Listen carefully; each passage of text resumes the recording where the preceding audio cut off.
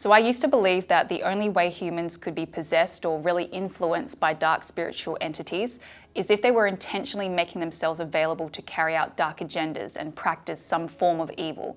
But I've come to the realization that every single human faces a spiritual battle.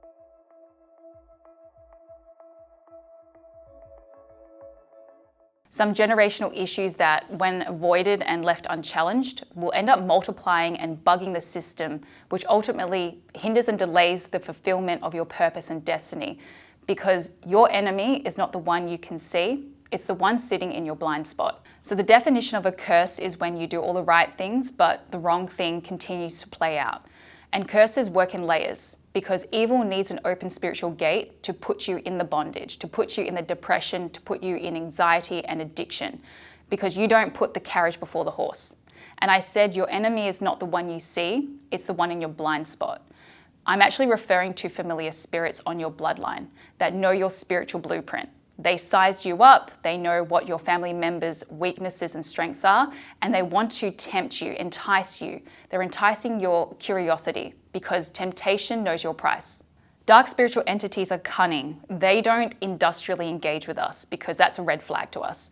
And that's why it starts with a tempting proposal. A spirit will tempt you to open that spiritual gate for, say, addiction, for maybe lust, and then corn with a P to come in. And then the rest of the spirits that are in agreement with those addictions and lusts, they then have a permission to enter and affect you.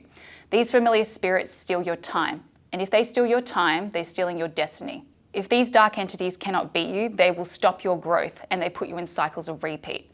So if you normalize what should be broken off, you make the curses, the strongholds, and the bondages legal. The core reason why people move through their field with acceleration is mostly due to the fact that they have an innate discernment of the nature of evil and their individual capability to wage war against the temptations and agendas that actually displace the divine nature of God from their human experience. Every family has a circuit breaker, the person in each generational line that can discern and identify the familiar spirits that are in operation on the bloodline. The reason why I call them familiar spirits is because they are familiar to you.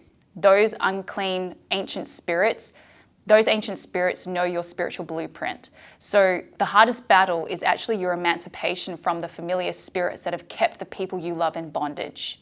So your ability to help others is actually dependent on the level of freedom from which you live from.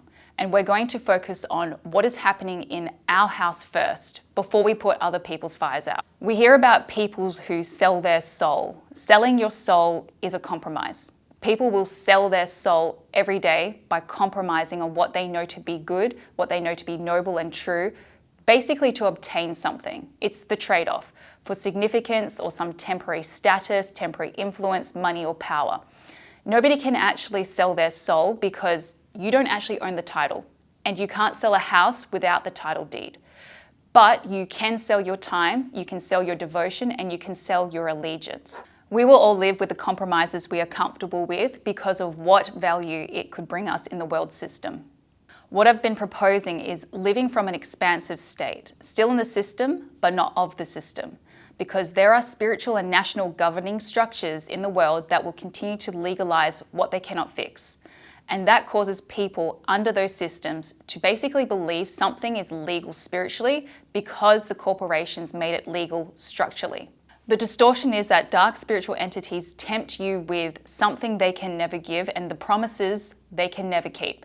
So the good news is generational curses are temporary, strongholds are temporary, bondage is temporary, and trauma is temporary.